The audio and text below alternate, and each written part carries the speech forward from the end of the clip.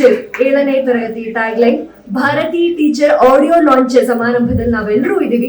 ಮೊದಲನೇದಾಗಿ ಯಾವುದೇ ಕಾರ್ಯಕ್ರಮ ಪ್ರಾರಂಭ ಆಗೋದಕ್ಕೂ ಮುಂಚೆ ದೀಪ ಹಚ್ಚುವ ಮೂಲಕ ನಾವು ಕಾರ್ಯಕ್ರಮವನ್ನ ಪ್ರಾರಂಭಗೊಳಿಸ್ತೀವಿ. ಅದೇ ರೀತಿ ಈ ವೇದಿಕೆಯ ಕಾರ್ಯಕ್ರಮ ಪ್ರಾರಂಭಕ್ಕೂ ಮುನ್ನ ನಮ್ಮ ದೀಪ ಹಚ್ಚುವಂತ ಕಾರ್ಯ. ಹಾಗಾಗಿ ನಾನು ಎಲ್ಲ ನಮ್ಮ ವಿಶೇಷ ಗಣ್ಯ ವ್ಯಕ್ತಿಗಳನ್ನ ವೇದಿಕೆ ಮೇಲೆ ಬರಮಾಡ್ಕೊಳ್ತಿದ್ದೀನಿ. ಡಾಕ್ಟರ್ ವಿ ವಿಜಯಲಕ್ಷ್ಮಿ ಮ್ಯಾಮ್ ದಯಮಾಡಿ ವೇದಿಕೆಯ ಮೇಲೆ ಬರಬೇಕು. ಹಾಗೆ ವೀರಕಾಪುತ್ರ ಶ್ರೀನಿವಾಸ್ ತಾವು ಕೂಡ ವೇದಿಕೆ ಮೇಲೆ ಬರಬೇಕು. ವಿ ನಾಗೇಂದ್ರ ಪ್ರಸಾದ್ ಸರ್ ತಾವು ಕೂಡ ವೇದಿಕೆ ಮೇಲೆ ಬರಬೇಕು ಪ್ಲೀಸ್.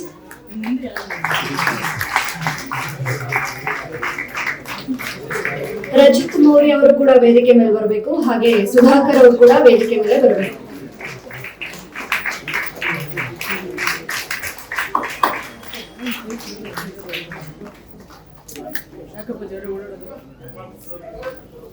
ನಮ್ಮ ಸಿನಿಮಾ ತಂಡದ ನಿರ್ಮಾಪಕರಾಗಿರುವಂತಹ ರಾಘವೇಂದ್ರ ಸರ್ ಕೂಡ ವೇದಿಕೆ ಮೇಲೆ ಬರಬೇಕು. ಹಾಗೆ ನಿರ್ದೇಶಕರಾಗಿರುವಂತಹ ML Prasanna sir.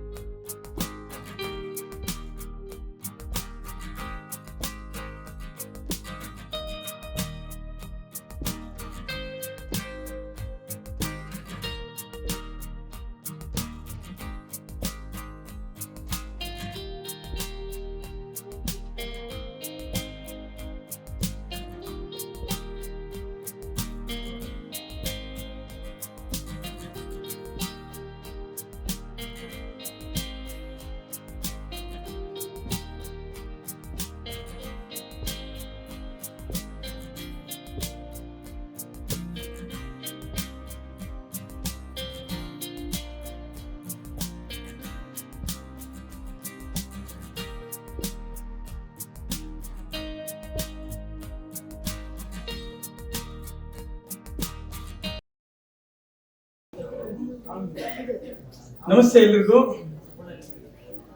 Doctor V Vijayalakshmi madam ಅವರು ಇದ್ರದ್ದು ಅವರು ಡಾಕ್ಟರ್ ಹೇಗಾದ್ರು ಒಂದು ತುಂಬಾ ದೊಡ್ಡ ಕತೆ. ಅದನ್ನ ನಮ್ಮ ನಾಗೇಂದ್ರ ಪ್ರಸಾದ್ ಅವರು ಇನ್ನೊಂದು ಇದ್ರ ಬಗ್ಗೆ ಹೇಳ್ತಾರೆ. ಏನೂ ವಿದ್ಯೆ ಗೊತ್ತಿಲ್ಲದೆ ತುಂಬಾ ಅವಮಾನಗಳನ್ನ ಅನುಭವಿಸಿ ಕೊನೆಗೆ ಎಲ್ಲಿ ಅವಮಾನ ಆಯ್ತೋ ಅದೇ ಸಂಸ್ಥೆಯಲ್ಲಿ, ಅಂದ್ರೆ ಅವ್ರಿಗೆ ಓದಕ್ಕೆ ಬರಲ್ಲ ಅನ್ನೋ ಕಾರಣಕ್ಕೆ ಅವರ ಮಗುಗೆ ಸೀಟನ್ನು ನಿರಾಕರಿಸಿದಾಗ ಚಾಲೆಂಜ್ ಮಾಡಿ ಇಂತಹ 100 ಜನಕ್ಕೆ ಕೆಲಸ ಕೊಡೋ ಸಂಸ್ಥೆಗಳನ್ನ ಹುಟ್ಟಾಕ್ತೀನಿ ಅಂತ ಹೇಳಿ ಅಂತಹ ಸಂಸ್ಥೆಗಳನ್ನ ಕಟ್ಟಿದಂತಹ ಮೇಡಮ್ ಅವರು ವಿ ವಿಜಯಲಕ್ಷ್ಮಿ ಅವರು. ಚೇತನ ವಿದ್ಯಾಸಂಸ್ಥೆ ಸಮೂಹದ ಸೆಕ್ರೆಟರಿ ಅವರು, ಮತ್ತೆ ಮಹಿಳಾ ರೈತ ಸಂಘ ಏನಿದೆಯಲ್ಲ ಅದರ ಸೆಕ್ರೆಟರಿ ಆಗಿ ಕೂಡ ಕೆಲಸ ಮಾಡ್ತಾ ಇದ್ದಾರೆ. ಅವರು ಈ ಸಮಾರಂಭಕ್ಕೆ ಮಕ್ಕಳ ಎದುರಿಗೆ ಅರ್ಥಪೂರ್ಣವಾಗಿ ಮಕ್ಕಳಿಗೆ ಸಂಬಂಧಪಟ್ಟಂತ ಈ ಹಾಡನ್ನ ಬಿಡುಗಡೆ ಮಾಡಬೇಕು, ಈ ಸಿನಿಮಾದ ಆಶಯವನ್ನ ನೆರವೇರಿಸಬೇಕು ಅಂತ ಕೇಳ್ಕೊಂಡಿದ್ದು. ಈಗ ಅವರು ಅವರ ಮೂಲಕ ಅವರ ಒಂದೆರಡು ಮಾತುಗಳ ಮೂಲಕ ಈ ಸಿನಿಮಾದ ಈ ಹಾಡನ್ನ ಅವರು ನಿಮ್ಗೆ ಲೋಕಾರ್ಪಣೆ ಮಾಡ್ತಾರೆ. ಮೈಕ್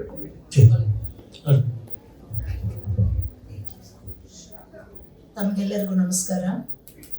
ನಾನು ತಡವಾಗಿ ಬಂದಿದ್ದಕ್ಕಿಂತ ಫಸ್ಟ್ ತಮ್ಮಲ್ಲಿ ಕ್ಷಮೆ ಕೇಳ್ಕೊಡ್ತೀನಿ. ದಾವಣಗೆರೆಯಲ್ಲಿ ತುಂಬ ಮಳೆ ಇದೆ. ಆ ಮಳೆಯಲ್ಲಿ ಹೊರಟು ಬರೋ ಸ್ವಲ್ಪ ಲೇಟ್ ಆಯಿತು. ನೆಕ್ಸ್ಟು ಹಬ್ಬದ ಮರುದಿನ ಸಾಕಷ್ಟು ತುಂಬ ವೆಹಿಕಲ್ಸ್ ತಪ್ಪಿಸ್ಕೊಂಡು ಬರೋದು ಸ್ವಲ್ಪ ಲೇಟ್ ಆಗಿತ್ತು. ನಾವೆಲ್ಲರೂ ಅಲ್ಲಿ ನಮ್ಮಲ್ಲಿ ಕ್ಷಮೆ ಇರಲಿ ಅಂತ ಕೇಳ್ಕೊಳ್ತೇನೆ. ಜನರಲಿ ಈ ಸ್ಕೂಲ್ ಮಕ್ಕಳು, ಸ್ಕೂಲು, ಟೀಚರ್ಸು ಇದೇ ನಮ್ಮ ಒಂದು ಏನಂದರೆ ಪ್ರಪಂಚ. ಜನರಲಿ ಹೇಳ್ತಾ ಇರ್ತೀವಿ, ಯಾವುದೋ ಹಾಡುಗಳಲ್ಲಿ ಬರ್ತಾ ಇರ್ತವೆ. ಈರೋಳು ಪುಟ್ನಂಜಿ ಯಾವುದೋ ಒಂದು ಹಾಡು ನಂಗೆ ತುಂಬ ಇಷ್ಟ. ಇದೇ ಕನ್ಕನ್ ಪ್ರಪಂಚ, ರೈಟ್? ಅದು ಕನ್ಕನ್ ಪ್ರಪಂಚ ಅವ್ರದ್ದಿರ್ಬೋದು, ಬಟ್ ನಮ್ಮ ಸ್ಕೂಲು, ಶಾಲೆ, ವಿದ್ಯಾರ್ಥಿಗಳು, ಟೀಚರ್ಸು ನನ್ನ ಪ್ರಪಂಚ. ನನ್ನ ಪ್ರಪಂಚ ಅಂದರೆ ಯಾವುದು ಪ್ರಪಂಚ ಇಲ್ಲದಾಗ ಸೃಷ್ಟಿ ಮಾಡಿಕೊಳ್ಳುವಂಥ ಸಂದರ್ಭ ನನಗೆ ಒದಗಿ ಬಂತು. ನಾನು ಓನ್ಲಿ 9ನೇ ಕ್ಲಾಸ್ ತನಕ ಅಷ್ಟೇ ತೆಲುಗು ಮೀಡಿಯಂನಲ್ಲಿ ಓದ್ಕೊಂಡು ಬಂದಾಗ ನನಗಾಗಿರ್ತಕ್ಕಂಥ ತೊಂದರೆಗಳು ಯಾವಾಗ ಸ್ಟಾರ್ಟ್ ಆಯಿತು ಅಂದರೆ ಒಂದು ಮಗುನ ಸ್ಕೂಲಲ್ಲಿ ಸೇರಿಸ್ಲಿಕ್ಕೆ ಹೋದಾಗ ಕೇಳ್ತಾ ಇದ್ರು. ಆವಾಗ ಲಾಂಗ್ ಬ್ಯಾಕ್ ಅಂದರೆ 1990ನಲ್ಲಿ 87 ಆ ಟೈಮ್ನಲ್ಲಿ 86 87 ಆ ಟೈಮ್ನಲ್ಲಿ ಜಾಸ್ತಿ ಕ್ರಿಸ್ಟಿಯನ್ ಡಾಮಿನೇಟೆಡ್ ಸ್ಕೂಲ್ಸ್ ಇರೋವು. ಇಂಗ್ಲೀಷ್ ಮೀಡಿಯಂ ಸ್ಕೂಲ್ಸ್ ಅಂದರೆ ಜಾಸ್ತಿ ಆ ಥರ ಸ್ಕೂಲ್ಸ್ ಇರೋವು. ಅಲ್ಲಿ ನನ್ನ ಮಗಳು ಸೇರಿಸ್ಬೇಕು ಅಂತ ಹೋದಾಗ ಸಿಸ್ಟರ್ ಬೆನಿಗ್ನಾ ಅವರು ನನಗೆ ಒಂಥರ ಗುರುನೂ ಹೌದು. ನನಗೆ ಅವ್ರ ಅವಮಾನ ಮಾಡಲಿಲ್ಲ ಅಂದರೆ ಇಷ್ಟೊಂದು ಸ್ಕೂಲ್ಸ್ ನನ್ನ ಕೈಯಿಂದ ಉಟ್ಸ್ಕೊಳಕ್ಕೆ ಸಾಧ್ಯ ಆಗ್ತಾ ಇರಲಿಲ್ಲ. ಅವ್ರು ಹೇಳ್ತಾ ಇದ್ರು, ಅಲ್ಲಮ್ಮ ನನಗೆ ಯಾವ ಭಾಷೆ ಬರುತ್ತೆ ಅಂತ ಕೇಳ್ತಾ ಇದ್ರು. ನನಗೆ ತೆಲುಗು ಬರುತ್ತೆ, ಹಾಗಾದ್ರೆ ತೆಲುಗು ಮೀಡಿಯಂ ಸ್ಕೂಲಲ್ಲಿ ಓದಿಸ್ಬೋದಲ್ವಾ, ನೀವು ಯಾಕೆ ಇಲ್ಲಿ ಬಂದಿದ್ರಿ ಅಂತ ಕೇಳ್ತಾ ಇದ್ರು. ಕನ್ನಡ ಬರುತ್ತಾ ಅಂತ ಕೇಳಿದ್ರು. ಈಗ ಕಲಿತಾ ಇದ್ದೀನಿ. ಜಸ್ಟ್ ನಾನು ಆಂಧ್ರ ಪ್ರದೇಶದಿಂದ ಮದುವೆಯಾಗಿ 9ನೇ ಕ್ಲಾಸ್ನಲ್ಲಿ ಮದುವೆ ಮಾಡಿದ್ರು. 14ನೇ ವರ್ಷದಲ್ಲಿ ನಾನು ಮದುವೆ ಮಾಡಿಕೊಂಡು ಕರ್ನಾಟಕಕ್ಕೆ ಬಂದೆ. 9ನೇ ಕ್ಲಾಸ್ ಎಕ್ಸಾಮ್ ನಾನು ಆಫ್ಟರ್ ಮ್ಯಾರೇಜ್ ಮದುವೆ ಆದ ನಂತರ 9ನೇ ಕ್ಲಾಸ್ ಎಕ್ಸಾಮ್ ಬರೆದು ದಾವಣಗೆರೆಗೆ ಬಂದಿದ್ದೆ ಸೊಸೆಯಾಗಿ. ನನಗೇನು ಗೊತ್ತಿಲ್ಲ ಮೇಡಮ್ ಯಾವುದು ಲ್ಯಾಂಗ್ವೇಜ್. ತುಂಬ ಬೈದರು. 7-8 ಸರಿ ಹೋಗಿದ್ದಕ್ಕೆ ನಾನ್ ಸೆನ್ಸ್ ಲೇಡಿ ಹೊರಗೆ ಹಾಕಿ ಅಂತ ಹೇಳಿದರು. ಹೊರಗೆ ಹಾಕಿ ಅಂತ ಹೇಳಿ ನನ್ನ ಅಪ್ಲಿಕೇಶನ್ಸ್ ಎಲ್ಲ ಬಿಸಾಕಿದ್ರು. ಫಸ್ಟ್ ಫ್ಲೋರಿಂದ ಕೆಳಗೆ ಬಿದ್ದಾಗ ಗಾಳಿಯಲ್ಲಿ ನಾನು ಓಡಿ ಅವನ್ನೆಲ್ಲ ಅಪ್ಲಿಕೇಶನ್ಸು ಮತ್ತು ಅವ್ರದ್ದು ಡೇಟ್ ಆಫ್ ಬರ್ತ್ ಸರ್ಟಿಫಿಕೇಟ್ಸು ಎಲ್ಲ ಆರಿಸ್ಕೊಳ್ತಾ ಇದ್ದೆ. ಆರಿಸ್ಕೊಂಡು ಒಂದು ಸೆಕೆಂಡ್ ನಿಂತು ಸ್ಕೂಲ್ ನೋಡಿದೆ. ತುಂಬ ದೊಡ್ಡ ಸ್ಕೂಲು. ಬಟ್ ಅಂದ್ಕೊಂಡಿದ್ದೆ ಸಿಸ್ಟ್ರು ಯಾರು, ಓಕೆ ಸಿಸ್ಟ್ರು ಇಲ್ಲಿ ಅಪಾಯಿಂಟೆಡ್ ಲೇಡಿ, ಅವರು ಓನರ್ ಅಲ್ಲ. ಬಟ್ ಒಂದು ಅಪಾಯಿಂಟೆಡ್ ಲೇಡಿಗೆ ಇಷ್ಟೊಂದು ಘನತೆ ಗೌರವ ನಮಗೆ ಇಟ್ಕೊಂಡು ನಮಗೆ ಅವಮಾನ ಮಾಡಿದರೆ ನಾವು ಯಾಕೆ ಓನರ್ ಆಗಬಾರ್ದು, ನಾವು ಯಾಕೆ ಸ್ಕೂಲ್ ಕಟ್ಟಬಾರ್ದು? ಹಳ್ಳಿ ಜನರಿಗೆ ಎಷ್ಟೊಂದು ಜನಕ್ಕೆ ಈ ಥರ ಅವಮಾನಗಳು ಆಗ್ತವೆ. ಅವ್ರ ಮಕ್ಕಳು ಓದಿಸ್ಕೊಳೋದು ಬೇಡವೆ ಅನ್ನೋದು ಒಂದು ಕ್ವಶನ್ ಕಾಡ್ತಾ ಇತ್ತು. ಅಲ್ಲಿಂದ ನಾನು ಸ್ಟಾರ್ಟ್ ಮಾಡ್ಕೊಂಡೆ. ನನ್ನ ಮಗಳನ್ನ ಏನೋ ಯಾವುದೋ ಒಂದು ಇನ್ಫ್ಲೂಯೆನ್ಸಿಂದ ಅದೇ ಸ್ಕೂಲ್ಗೆ ಸೇರಿಸಿದ್ದೀನಿ. ಬಟ್ ನಾನು ಕಾಣಿಸ್ಕೊಳ್ಳಿಲ್ಲ ಅವ್ರಿಗೆ. ಅಕ್ಟೋಬರ್ ನವಂಬರ್ನಲ್ಲಿ ಮೇಡಮ್ ಹತ್ರ ಹೋಗಿದ್ದೆ. ಹೇಳ್ತಾ ಇದ್ರು, ನಿಮ್ಮನ್ನೆಲ್ಲ ನೋಡಿದ್ದೀನಲ್ವಾ ಅಂತ. ಎಸ್ ಮೇಡಮ್ ನಾನೇ, ನೀವು ನೋಡಿದಿರಿ. ಯಾವಾಗ ನೋಡಿದ್ದೀನಿ ಇಂಥ ಸಂದರ್ಭ? ಮತ್ತು ನಿಮ್ಮ ಮಗಳು ಎಲ್ಲಿ ಸೇರಿಸಿದ್ರಿ? ಇದೇ ಸ್ಕೂಲು. ಹೇಗೆ ಇನ್ಫ್ಲೂಯೆನ್ಸ್ ಓಕೆ. ಈಗ ಬಂದಿದ್ದೇನು ಕಾರಣ? ನೀವು ನನಗೆ ಬೈದ್ರಲ್ಲ, ನಾನು 10th ಸ್ಟ್ಯಾಂಡರ್ಡ್ ಓದಬೇಕಾಗಿದೆ. 10th ಸ್ಟ್ಯಾಂಡರ್ಡ್ಗೆ ಹೆಂಗೆ ಓದಬೇಕು ಗೊತ್ತಿಲ್ಲ, ಹೇಗೆ ಎಕ್ಸ್ಟರ್ನಲ್ ಅಪ್ಲಿಕೇಶನ್ ಕೊಡಬೇಕು ಗೊತ್ತಿಲ್ಲ, ಹೇಳ್ಕೊಡ್ತೀರಾ? ಡೆಫಿನೆಟ್ಲಿ ಮನೆಗೆ ಓಡಿ 21 ರೂಪಾಯಿ ತೊಗೊಂಡ್ಬಾ, ನಾನು ನಿನಗೆ 10th ಕಟ್ಟಿಸ್ತೇನೆ. 10th external, PUC external, BA external Mysuru university, Karnataka university MA external. ಇವೆಲ್ಲ ಮಾಡಬೇಕಾದ್ರೆ ಏನಿತ್ತು ಅಂದರೆ ಮನಸ್ಸು ಸ್ಕೂಲು ತೆರೆಯೋದೇ ಒಂದು ಕಾರಣ. ಆ ಸ್ಕೂಲ್ ತೆರೆಯೋದೇ ಒಂದು ಕಾರಣ ಆಗಿರೋದ್ರಿಂದ ನಾನು MAನಲ್ಲೇ ನಾನು ಸ್ಕೂಲ್ ತೆಗೆದಿದ್ದೆ. ಬಟ್ ಎಲ್ಲಿ ಓಪನ್ ಮಾಡಬೇಕು ಗೊತ್ತಿಲ್ಲ. 1 ರೂಪಾಯಿ ಇಲ್ಲ, 1 ರೂಪಾಯಿ ಅಲ್ಲ, 1 NP ಇಲ್ಲ. ಯಾಕೆಂದರೆ ನಮ್ಮ ಹಸ್ಬೆಂಡ್ ಹೇಳ್ತಾ ಇದ್ರು, ಹಸ್ಬೆಂಡ್ ಹತ್ರ ದುಡ್ಡಿಲ್ಲ ಅಂತೆಲ್ಲ ಇದೆ. ಬಟ್ ಜನರಲ್ಲಿ ಇರ್ತಕ್ಕಂಥ ಒಂದು ಆತಂಕ ಇರುತ್ತೆ. ಎಲ್ಲಿ ಸೋಲ್ತಾರೋ, ಇಂಥವ್ರು ಹೆಂಡತಿ ಸ್ಕೂಲ್ ಮಾಡಿ ಮುಚ್ಚಿದ್ರು ಅಂತ ಎಲ್ಲಿ ಹೇಳ್ತಾರೋ ಅಂತ ಹೇಳಿ ಜನಕ್ಕೆ ಹಂಚಿ ಅವ್ರು ನನಗೆ ಹೆಲ್ಪ್ ಮಾಡಿರಲಿಲ್ಲ. ಅಮ್ಮ ಮಾಡ್ಬೋದಾಗಿತ್ತು, ಅಮ್ಮನ ಕೂಡ ಇದೇ ಇತ್ತು ಆತಂಕ. ಇಂಥವ್ರ ಮಗಳು ಹೋಗ್ಬಿಟ್ಟು ಒಂದು ಸ್ಕೂಲ್ ಮಾಡಿದ್ದಾಳೆ, 6 ತಿಂಗಳು ನಡೆಸಲಿಲ್ಲ, ಮುಚ್ಚಿದಾಳೆ ಅಂತಂದರೆ ನಮಗಿದು ಅವಮಾನ ಅಂತೇಳಿ ಅಮ್ಮ ಕೂಡ ಹೆಲ್ಪ್ ಮಾಡಲಿಲ್ಲ. ನಾನೇನು ಮಾಡಬೇಕು ನನಗೆ ಗೊತ್ತಾಗಲಿಲ್ಲ. ಬಟ್ ವಿತೌಟ್ 1 NP ಒಂದು ಕ್ಯಾಟಲ್ ಶೆಡ್ನಲ್ಲಿ, ಕ್ಯಾಟಲ್ ಶೆಡ್ 140 ರೂಪಾಯಿ ಬಾಡಿಗೆ ತಗೊಂಡು ಕ್ಯಾಟಲ್ ಶೆಡ್ನಲ್ಲಿ ಸ್ಕೂಲ್ ಓಪನ್ ಮಾಡಿ ಇವತ್ತು ನಿಯರ್ಲಿ ಒಂದು 24 ಏರಿಯಾಸ್ನಲ್ಲಿ ಕಾಲೇಜಸ್ ಆ್ಯಂಡ್ ಸ್ಕೂಲ್ಸ್ ಮಾಡಲಿಕ್ಕೆ ಒಂಥರ ಅವಕಾಶ ನನಗೆ ಸೊಸೈಟಿ ಕೊಟ್ಟು 500 ಜನಕ್ಕೂ ಮೇಲೆ ಉಪಾಧ್ಯಾಯರಿಂದ ನಮ್ಮ ಜೊತೆಲಿ ನಮ್ಮ ಕುಟುಂಬದಲ್ಲಿ ಬೆರೆತು ಹೋಗಿದ್ದಾರೆ. ನಾವು ಚೇತನ ಕುಟುಂಬ ಅಂತ ಕರಿತೀವಿ ಅವ್ರನ್ನೆಲ್ಲರನ್ನೂ ಕೂಡ. ಸುಮಾರು ಜನ ಅದರ್ ವರ್ಕರ್ಸ್ ಎಲ್ಲ ಇದ್ದಾರೆ. ಇಷ್ಟೆಲ್ಲ ಇಟ್ಕೊಂಡು ಮಾಡೋದು ನನಗೆ ತುಂಬಾ ಸಂತೋಷ ಆಗಿದೆ. ಅದು ನನ್ನ ಕತೆ ಇವ್ರಿಗೆ ಹೇಗೆ ಗೊತ್ತಾಯಿತು ಅಂತ ನನಗೂ ಗೊತ್ತಿಲ್ಲ. ಬಟ್ ನನಗಿಂತ ಎರಡು ಕ್ಲಾಸ್ ಹಿಂದೆ ಹಾಕಿದ್ದಾರೆ. ನಾನು 9ರ ತನಕ ಓದಿದ್ದೀನಿ, ಇವ್ರು ಮಾತ್ರ ಬರೀ 7ಕ್ಕೆ ಹಾಕ್ಬಿಟ್ಟಿದ್ದಾರೆ. ನನಗೆ ಭಾಳ ಸಂತೋಷ ಆಯಿತು ಭಾರತಿ ಟೀಚರ್ ಬಗ್ಗೆ ಕೇಳಿ. ಇಂಥದ್ದೊಂದು ಬರಬೇಕು, ಇದು ರಿಯಾಲಿಟಿನೂ ಇದೆ. ಅವಮಾನ ಆಗ್ತವೆ. ಪ್ರಪಂಚದಲ್ಲಿ ಯಾರಿಗಾಗಲ್ಲ ಅವಮಾನ, ಎಲ್ಲರಿಗೂ ಆಗುತ್ತೆ. ಬಟ್ ಅದನ್ನು ಸಹಿಸ್ಕೊಂಡು ಅನ್ನೋದಕ್ಕಿಂತ ದಾಟ್ಕೊಂಡು ಅಂತ ಹೇಳ್ತೀನಿ ನಾನು. ಸಾಯಿಸ್ಕೊಳ್ಳೋದ್ರ ಅರ್ಥ ಇಲ್ಲ. ಸಾಯಿಸ್ಕೊಳ್ಳೋದ್ರೆ ಪೇನ್ ಆಗುತ್ತೆ, ದಾಟ್ಕೊಳ್ಳೋದ್ರ ಪೇನ್ ಆಗಲ್ಲ. ದಾಟಿ ಹೋಗೋಣ, ಮನೆ ಬಂದ್ರೆ ದಾಟಿ ಹೋಗೋಣ, ಇನ್ನೊಂದು ಬಂತ ದಾಟಿ ಹೋಗೋಣ, ಮಳೆ ಬಂತ ಛತ್ರಿ ಹಿಡ್ಕೊಳ್ಳೋಣ, ಮಳೆ ಬಂತ ಛತ್ರಿ ಹಿಡ್ಕೊಳ್ಳೋಣ. ಮಳೆ ಬಂತು ಅಂತೇಳಿ ಕೆಲಸ ಮಾಡ್ತೇನೆ ಬಿಡೋದಿಲ್ವೇ, ಮಳೆ ಮಾಡ್ತೀವಲ್ವಾ, ಅದೇ ರೀತಿ ಎಲ್ಲರೂ ಮುಂದೆ ಬರೋಣ. ಈಗಿದೆ ನೋಡ್ರಿ, ಈ ನಾನು ಹೇಳ್ಬಾರ್ದು ನನಗೂ ಗೊತ್ತಿಲ್ಲ. ಈಗ ಒಳ್ಳೊಳ್ಳೆ ದೊಡ್ಡ ದೊಡ್ಡ ಸಿನಿಮಾಗಳು 500 ಕೋಟಿ 1000 ಕೋಟಿ ಅಂತಂತ ನಿರ್ಮಾಪಕರೆಲ್ಲ ಬಂದು ಮಾಡ್ತಾ ಇರುವಂತ ಸಂದರ್ಭದಲ್ಲಿ ಒಂದು ಕೊಡೆ ಇಟ್ಕೊಂಡು ಭಾರತಿ ಟೀಚರ್ ಅಂತ ಒಂದು ಚಿಕ್ಕ ಸ್ಟೋರಿ ತಗೊಂಡು ದೊಡ್ಡದಾಗಿ ಕನ್ಸ್ಕಂಡು ಮಾಡ್ತಾ ಇದ್ದಾರಲ್ಲ, ಇದು ಒಂದು ದೊಡ್ಡ ಒಂದು ಹಾದಿಯಲ್ಲಿ ಮುಂದೆ ಬರಲಿ ಅಂತ ನಾನು ಹಾರೈಸ್ತೀನಿ. ಹಾಗೆ ದೊಡ್ಡ ದೊಡ್ಡ films in the sense KGF ಇರ್ಬೋದು, ಕಾಂತಾರ ಇರ್ಬೋದು, ಇನ್ನೊಂದು ದೊಡ್ಡ ದೊಡ್ಡ ಫಿಲಿಮ್ಸ್ ಇರ್ಬೋದು, ಬಾಹುಬಲಿ ಇರ್ಬೋದು, RRR ಇರ್ಬೋದು, ಈ ತರ ತುಂಬಾ ದೊಡ್ಡ ಫಿಲಿಮ್ಸ್ ಬಂದಾಗ ಆ ಫಿಲಿಮ್ಸ್ ಮಧ್ಯ ಒಂದು ಟೀಚರ್ ತಗೊಂಡು ಎತ್ತುತ್ತಾರಲ್ಲ, ಇದು ಬಹಳಷ್ಟು ಸಂಚಲನ ಆಗಲಿ ಅಂತ ನಾನು ಅನ್ಕೊಳ್ತಾ ಇದ್ದೀನಿ. ಇಷ್ಟನ್ನು ಹೇಳ್ತಾ ನಾನು ತಪ್ಪು ಮಾತಾಡಿದ್ರೆ ನನಗೆ ಗೊತ್ತಿಲ್ಲ, ಕ್ಷಮಿಸ್ಬೇಕು ಅಂತ ಕೇಳ್ಕೊಳ್ತಾ ನನ್ನ ಮಾತುಗಳು ಮುಗಿಸ್ತೀನಿ. ಜೈ ಹಿಂದ್. ಒಳ್ಳೆ ಆರೋಗ್ಯ ನಿಮ್ಗೆ ಬೇಕು ಅಂತಂದ್ರೆ ಇಂತಹ ಸಿನಿಮಾಗಳನ್ನ ನೋಡ್ಬೇಕು. ಈ ತಂಡದ ಬಗ್ಗೆ ನನಗೆ ಬಹಳ ನಂಬಿಕೆ ಇದೆ, ಯಾಕಂದ್ರೆ ಅವರು ಬಹಳ ಅದ್ದೂರಿ ಸಿನಿಮಾಗಳನ್ನ ಮಾಡದೇ ಇದ್ರು, ಬಟ್ ಒಂದು ಅಭಿರುಚಿಯ ಸಿನಿಮಾವನ್ನಂತೂ ಮಾಡಿರ್ತಾರೆ ಅನ್ನೋಂಥ ನಂಬಿಕೆ ನನಗಿದೆ. ಅದರಿಂದ ಇಡೀ ತಂಡಕ್ಕೆ ನಾನು ಅಭಿನಂದನೆಗಳನ್ನ ಹೇಳಿ ನನ್ನ ಮಾತನ್ನು ಮುಗಿಸ್ತೀನಿ. Thank you so much sir. ಮುಂದಿನ ಹಾಡು ನಮ್ಮ ಭಾರತಿ ಟೀಚರ್ನ ಮುಂದಿನ ಹಾಡು ಒಂದು ಮಾದೇವ ಹಾಡು. ನೀವು ನಿಂತು ಹಾಡನ್ನ ಬಿಡುಗಡೆ ಮಾಡ್ಕೊಡ್ಬೇಕು. ಬಾಬಾ ಕನ್ನಡ ಹಾಡನ್ನ ನೀವು ಬಿಡುಗಡೆ ಮಾಡ್ಕೊಡ್ಬೇಕು ಸರ್, ಪ್ಲೀಸ್. ಆಮೇಲೆ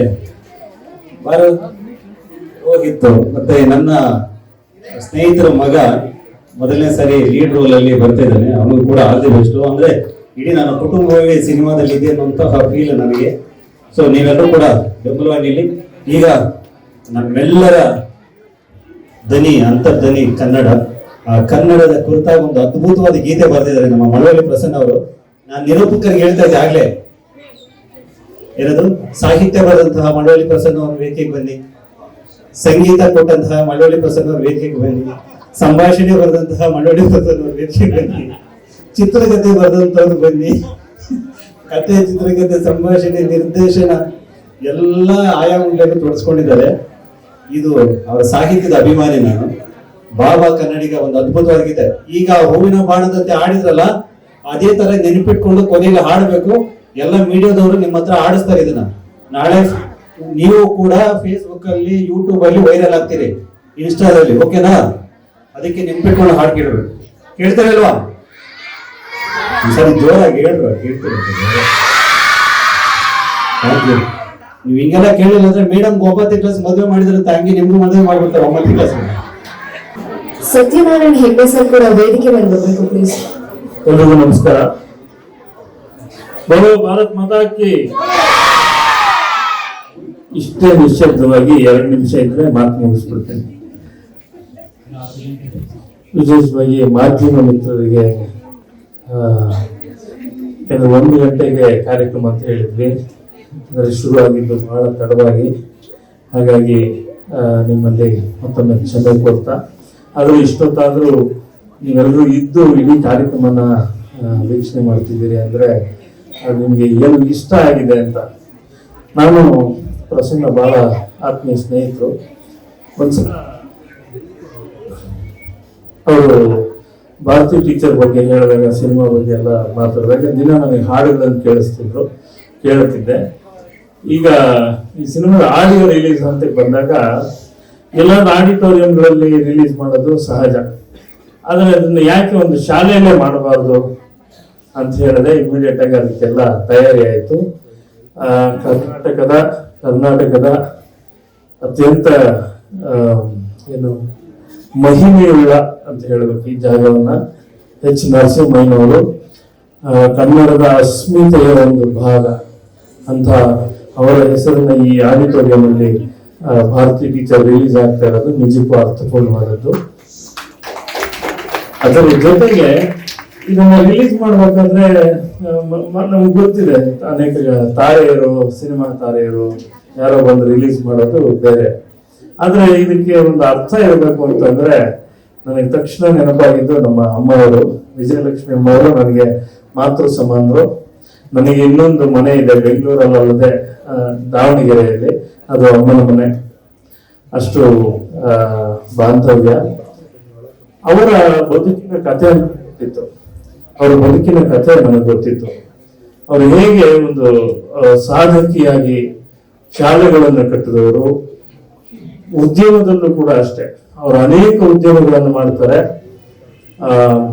ರೈತ ಮಹಿಳೆ ಕೂಡ ಅವ್ರದೇ ಆದಂತ ಇಂಥ ಹಣ್ಣಿಲ್ಲ ಅನ್ನೋಂಗಿಲ್ಲ, ಎಲ್ಲ ಹಣ್ಣುಗಳು ಇರುವಂತ ತೋಟ, ಬಹಳ ದೊಡ್ಡ ತೋಟ ನೋಡ್ಕೋತಾರೆ. ಅವರೇ ಖುದ್ದಾಗಿ ಓಡಾಡಿ ತೋಟ ಎಲ್ಲ ಓಡಾಡಿ ಕೆಲಸ ಮಾಡ್ತಾರೆ.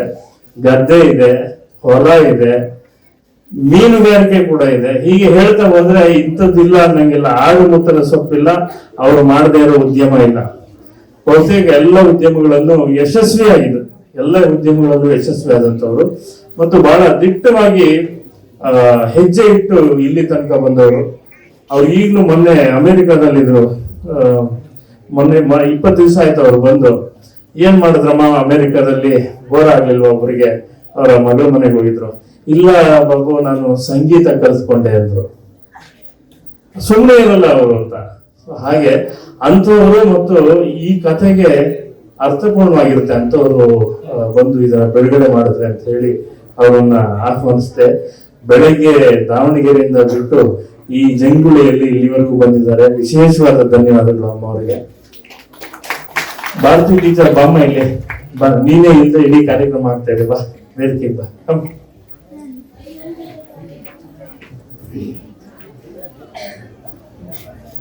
ಪುಟ್ಟ.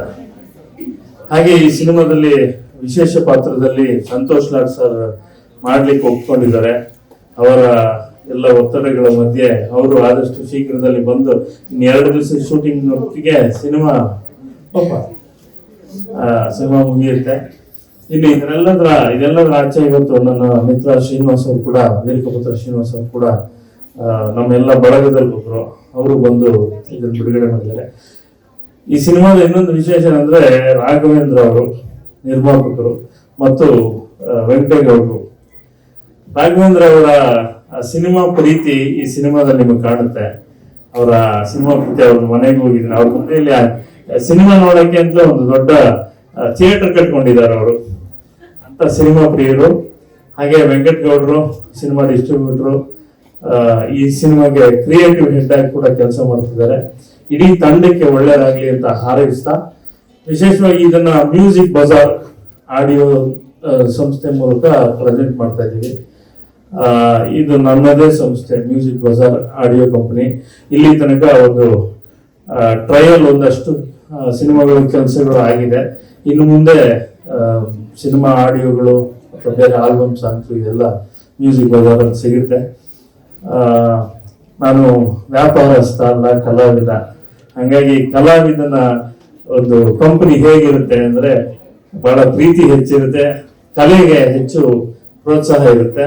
ನಿಮ್ಮೆಲ್ಲರ ಪ್ರೋತ್ಸಾಹ ಮ್ಯೂಸಿಕ್ ಬಜಾರ್ ಮೇಲೂ ಕೂಡ ಇರಲಿ ಅಂತ ತಮ್ಮೆಲ್ಲರಲ್ಲಿ ಕೇಳ್ಕೊಳ್ತೇನೆ. ಬಂದಿರುವ ಎಲ್ಲ ಅತಿಥಿ ಗಣ್ಯರಿಗೂ ಕೂಡ ವಂದಿಸ್ತಾ ನನ್ನ ಮಾತನ್ನು ಮುಗಿಸ್ತೀನಿ. ಶುಭವಾಗ್ಲಿ. All the best. ಇವಳು ಬೆಳೆದೇ ಬಿಟ್ಲು ಸಿನಿಮಾ ಮುಗಿಯೋದ್ರೊಳಗೆ. ಒಳ್ಳೇದಾಗ್ಲಿ. Good luck.